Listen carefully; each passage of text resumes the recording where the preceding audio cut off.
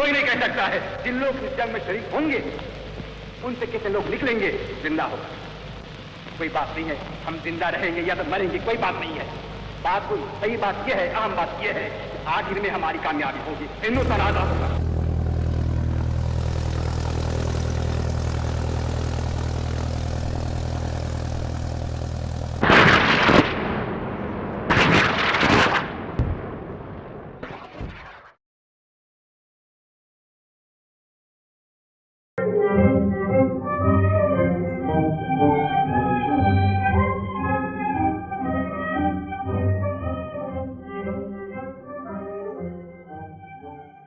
Almost everyone in our country has a view on whether Netaji was killed by the alleged plane crash on 18th August 1945 or if he survived.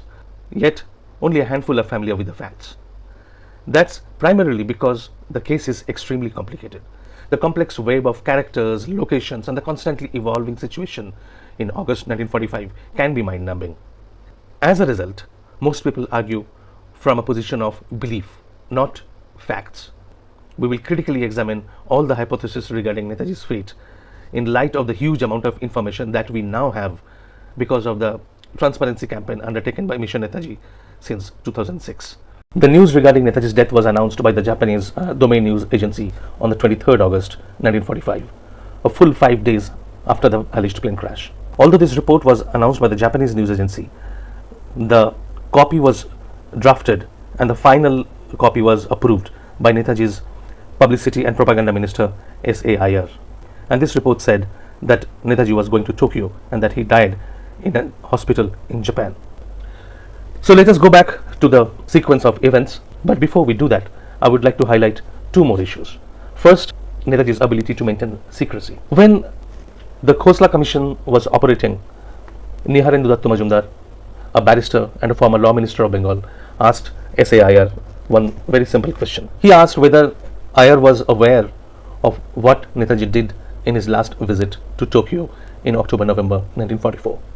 This is what Iyer replied. Here, Your Lordship, I take this opportunity to say that every one of his colleagues felt that he was enjoying Netaji's confidence. But at the same time, he was very reticent about the discussion of things that did not concern the particular person. He would discuss with me matters of propaganda and he would not tell anything about his talks or the discussions with the Japanese government. The compartmentalized information. People would be informed on a need-to-know basis, and that too only parts of the whole information. Nobody would know the whole. The other point that I would like to highlight is the huge amount of contradiction that comes out from the reports, from the accounts of eyewitnesses. Even when they were at the same place witnessing the same event, they reported subsequently as if they were witness to different events. With these 2 points, I return to the narration of the events, the sequence of events as they took place. The critical phase started when Netaji was told by the Japanese in mid-April 1945 that the Imphal campaign was over and that they couldn't defend Burma anymore. From Pine Mena, Netaji and his team moved down first to Rangoon and from there to Bangkok. Among others, accompanying Netaji in the journey from Rangoon to Bangkok were the chief of Hikarikikan, Lieutenant General Saburo Isoda, and the Japanese minister designate for the Azad Hind government, Teruo Hachiya. On reaching Bangkok on the 14th of May, Netaji was received by a group of staff officers of the Southern Army headquarters who were sent there by Field Marshal Terauchi to receive him. Among them was Admiral Nakado, who had suggested to Netaji that he should establish contact with Russia. In Bangkok, Netaji held frequent meetings with his ministers to discuss the world situation and to ponder over the question of what next. According to Lieutenant General Isoda, Netaji proposed to move his headquarters to Saigon, with branches in Shanghai and Peking, or any other place in North China. The reason for selecting Peking was that it would place Netaji close to the Russian territory, from where he would be in a better position to contact the Russians. The Japanese government approved this plan in mid-May 1945 after some initial reluctance. While staying in Bangkok, Netaji sent S.A. Iyer and A.C. Chatterjee to Saigon to strengthen propaganda through press and radio broadcasts and to prepare the place as the next base of the Azad Hind government. Chatterjee got in touch with the Japanese Southern Command to explore the option of Netaji moving to northern China with at least a brigade of the INA as the last resort. Anand Mohan Sahai was sent from Bangkok to Saigon, from where he went to Hanoi to better organize the IIL in northern Indochina. According to K. Kunizuka, an intelligence officer attached with the Hikarikikan, Netaji knew that the days of the Japanese resistance were numbered. Therefore, he was contemplating moving his headquarters to North China near the Mongolian border. He anticipated that his next allies would be the Russians. Therefore, we clearly see that on the Japanese side at least, Netaji's next moves were apparent, clear, and they were acting upon it. Sometime in June, Morio Takakura, staff officer at the Imperial General Headquarters, landed in Bangkok for consultations with Netaji, Terauchi, and Isoda. Takakura later told the Khosla Commission two things. Firstly, there was a decision by the Allied forces to arrest Netaji if he was found in Tokyo. Secondly, that there was a decision among Japanese military circles that it would be better for Netaji to go to some area where he could have freedom of action than coming to Japan, for instance, Soviet Manchuria border. That is why he went with Lieutenant General Shide.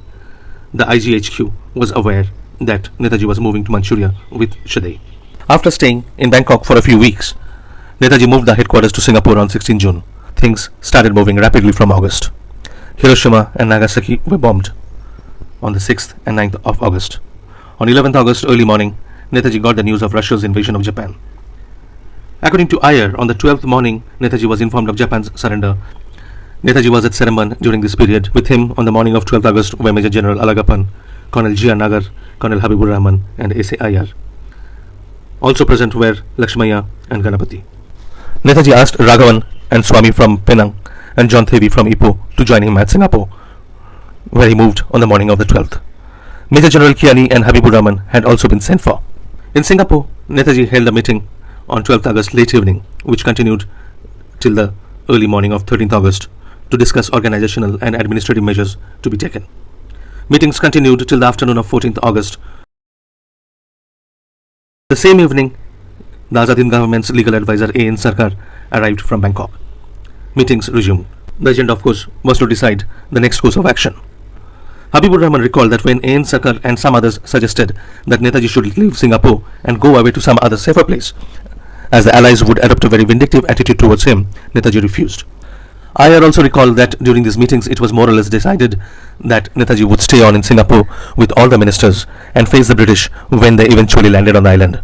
However, according to Iyer, Netaji was inclined to reconsider his decision after having a talk with A.N. Sarkar. Iyer recalled that it did not take us long to persuade Netaji finally that he must get out of Singapore. The question was where? Out of Malaya, definitely. To some Russian territory, certainly. To Russia itself, if possible, was the final decision. There was no meaning in his going to Japan after Japan's surrender. Pritam Singh told the Shahnawaz Khan committee that he had a solo chat with Netaji after the meeting on 13th or 14th.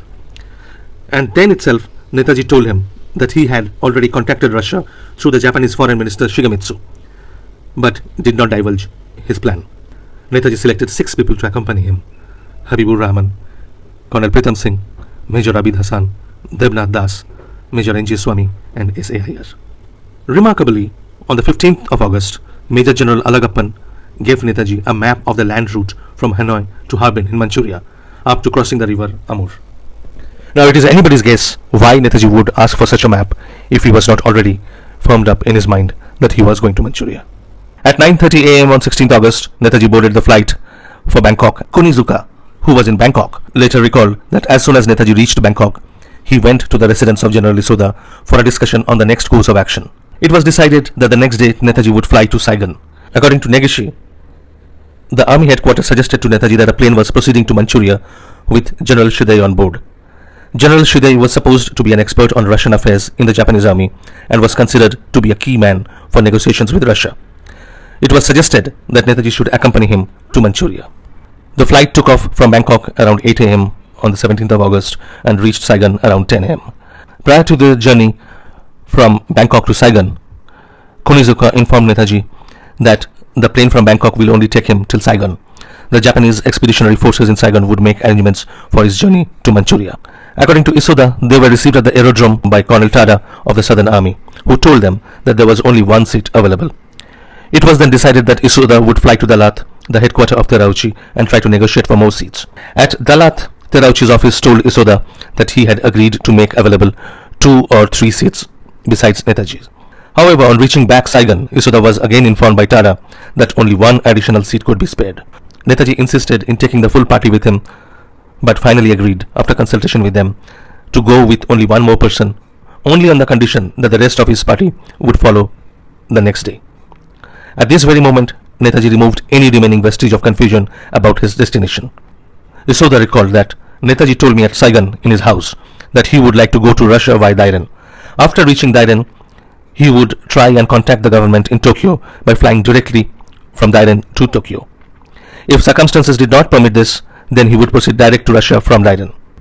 According to Iyer, Netaji gathered him, Habib, Abid, Devnath, Pritam and Gulzara into his room and informed them that the plane was ready and the Japanese had offered only one seat to him. Although he was negotiating for an additional seat, there was no guarantee that it would be made available. Iyer said that after this discussion, Netaji and Habib went back to the meeting with the Japanese.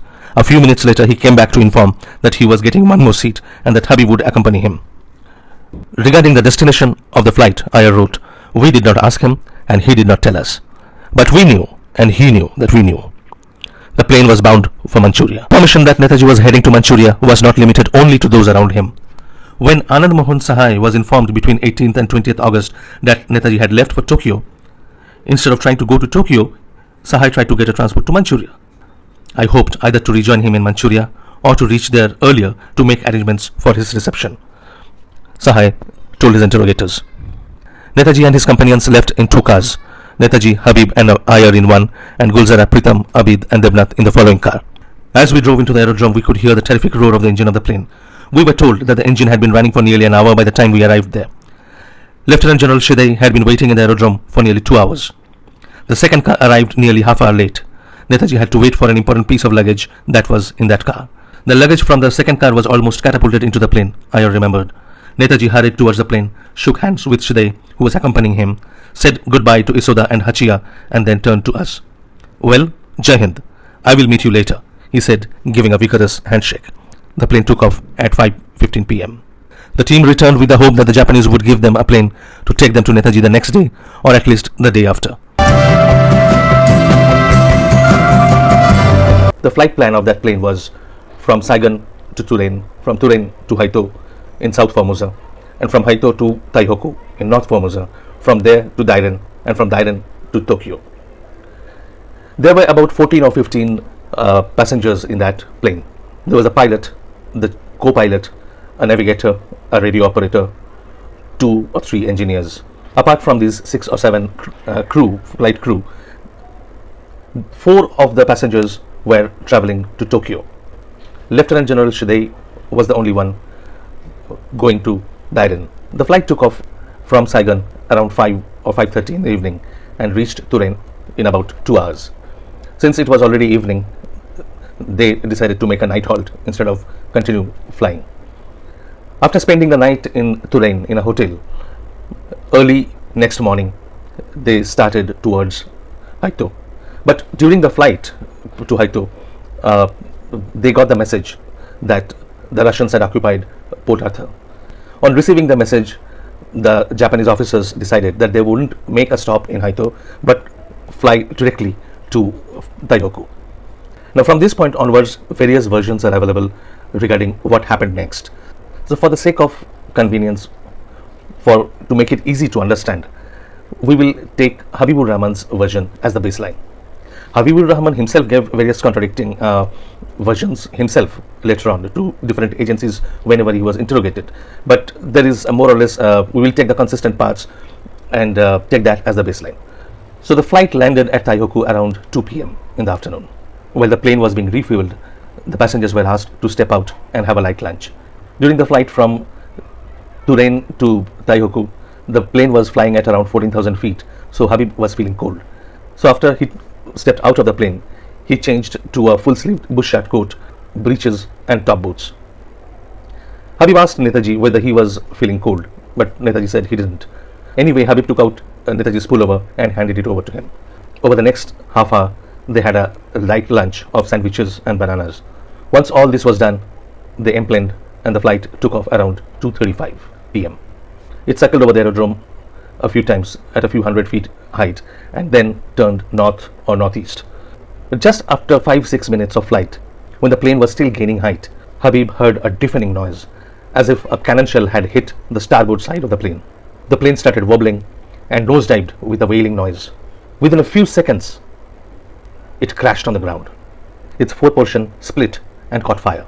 Now, here it would help to check the sitting arrangement which Habib had drawn on paper and given to the Shanwas committee. According to Habib, as the plane crashed, the four portions split off and caught fire. Netaji turned and looked towards Habib. Habib shouted, "Aage se nikliye, piche se rasta nahi hai." The entrance door, which was at the rear of the plane, had been blocked by the rolling, tumbling boxes and other items, other luggages. Therefore, Netaji rushed out through the fire, which was 2 to 3 feet long, followed by Habib. On stepping out of the plane, Habib saw Netaji about 10 yards ahead of him, standing with his clothes on fire. Habib rushed and tried to unfasten the belt of the bush shirt Netaji was wearing. It was not easy, it was very difficult as it was on fire, but he did it with a lot of effort. His trousers were, however, not so much on fire, and Habib didn't need to take them off. Habib noticed that Netaji was not wearing the pullover which he had given to him. He laid him down on the ground and noticed a deep cut on the left side of his head, about 4 inches, which was bleeding profusely. Netaji's face was scorched by the heat. His hair had caught fire and singed. Habib tried to stop the bleeding on Netaji's head with his handkerchief. Habib's own clothes hadn't caught fire, although he was wearing warm clothes. But because petrol from the overhead tank inside the plane had splashed onto Netaji, his clothes caught fire very quickly. Habib's both hands and the right side of his face were burnt. He had received a cut on his forehead, which was bleeding, and the right side of his right knee was also injured, and he was bleeding there. As both of them lay down on the ground, Netaji asked Habib, "Aapko zyada to nahi lagi?" And then he told Habib he felt he wouldn't survive. Habib replied, "Oh no, God will spare you. You will be all right, I'm sure." Netaji said, "No, I don't think so." And then he told Habib in Hindustani, "जब अपने मुल्क में वापस जाएं तो मुल्की भाइयों को बताना कि मैं आखिरी दम तक मुल्क की आज़ादी के लिए लड़ता रहा हूँ। वो जंगे आज़ादी को जारी रखें, हिंदुस्तान ज़रूर आज़ाद होगा, उसको कोई गुलाम नहीं रख सकता." They lay down on the ground for about 15-20 minutes when an ambulance and a lorry arrived with some Japanese nurses. Habib and Netaji were put up on the lorry. They lay on the floor of the lorry, which rushed to the nearest military hospital. As soon as they reached the hospital, the doctor attending there came to dress Habib first, as he was wearing the uniform. But Habib told him to attend Netaji first. As the doctor attended to Netaji, somebody else there stitched Habib's wounds. Netaji was conscious when he came in the lorry into the hospital, but was in acute pain. He was taken to the operation theatre, where he was given a white transfusion, probably camphor. The doctor told Habib that Netaji's injury was very deep and his heart was affected by the burns.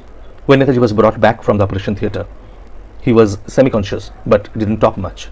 After about an hour, he fell into complete coma. Once or twice, Netaji asked for water. Once he asked for Abid Hassan, but then Habib told him that this is Habib, Hassan is not here. After that, Netaji asked for water again.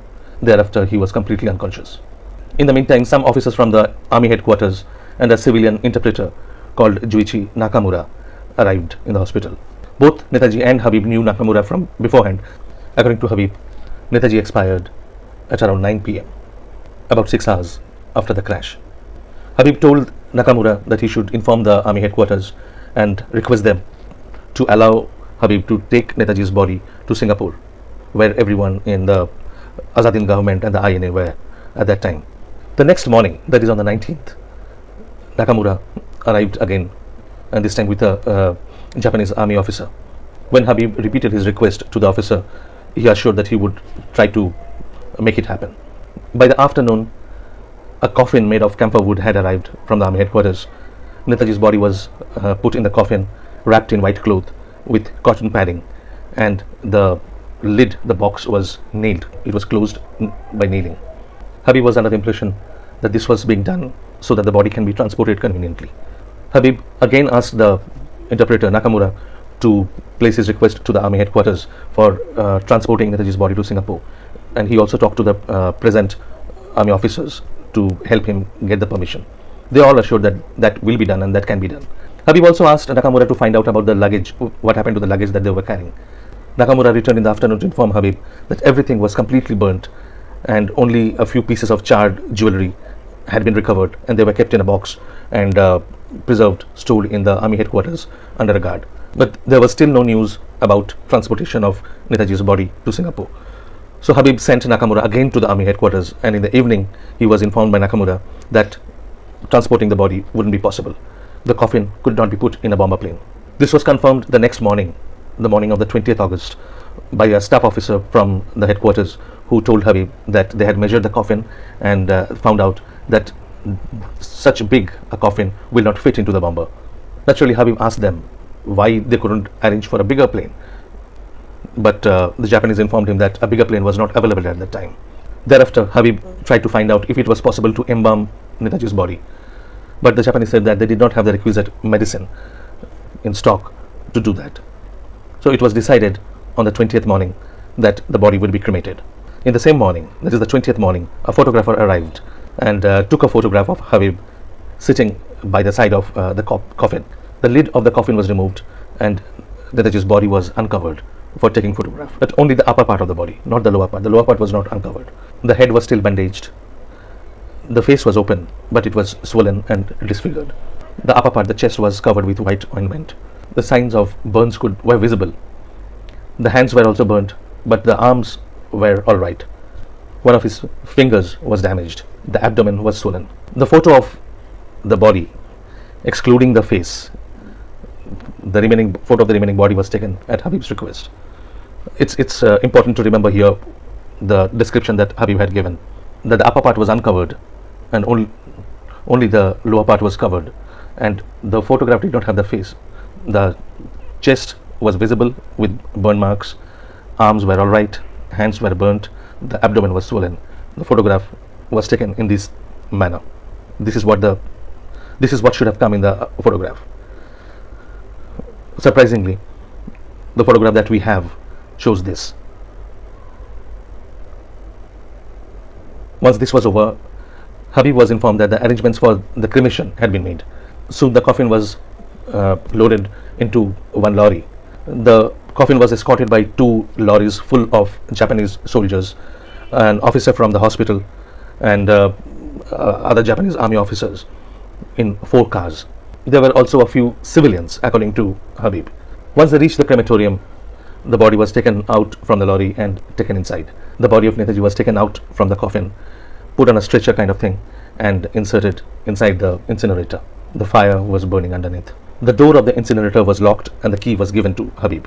After this, Habib returned to the hospital. The next day, that is 21st morning, Habib went back to the crematorium with some Japanese officers and also Nakamura. He had the keys with him, so he opened the lock of the incinerator. As the incinerator was opened, Habib saw the burnt skeleton, Netaji's burnt skeleton, in its shape. They had a wooden urn for collecting the ashes. They collected some ashes from the head side, which was nearer to the door of the incinerator, and placed them in the urn. Habib noticed while collecting the ashes that there was a small piece of gold, which was from filling of one of Netaji's tooth. Habib placed that in the urn. Once this was done, Habib and the others who had been to the crematorium, they came to a Japanese temple and deposited the urn there. Prayers were conducted. There were several Japanese priests, and this practice continued for several days. Habib returned to the hospital, and he was told that he would be carrying the ashes back to Tokyo once he had fully recovered. He was, however, moved along with 2 or 3 other patients to another military hospital. From that hospital, he was released on the 5th of September when he carried the ashes in that urn back to Tokyo. So this, in a nutshell, is the story of the plane crash and Netaji's death in it.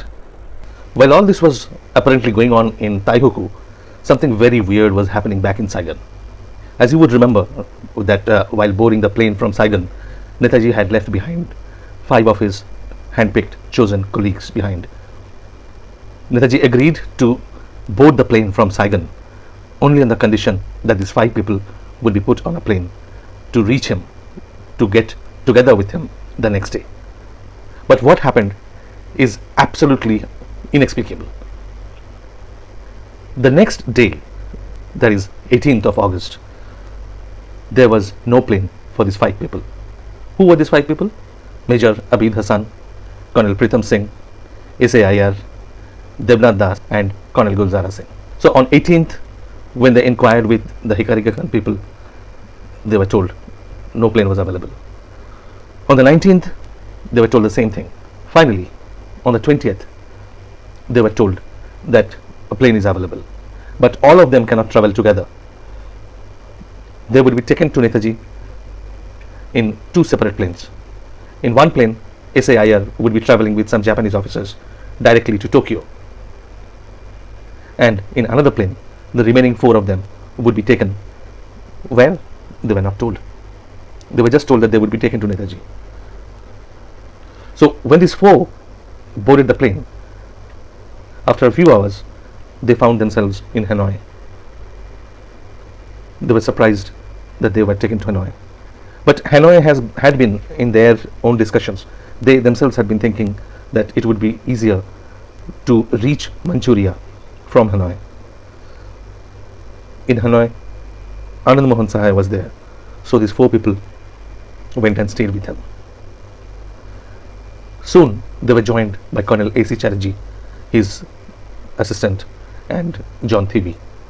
By 18th night, Isoda in Saigon had already received, apparently, whatever its truth, the news of the plane crash and Netaji's death. The team from Saigon who were waiting there, none of them were informed, although they were handpicked chosen team of Netaji. 4 of them were sent off to Saigon, to Hanoi, and 1 was sent off to Tokyo. On his way to Tokyo, IR was informed, and the remaining 4 were informed after Chatterjee reached. That is, after Tokyo had announced the news of the plane crash on radio. The big question therefore remains, why, despite having the news, the Japanese did not inform these people and misled them? That's a big mystery, why they were separated like that, and why IR was selected and sent off to Tokyo.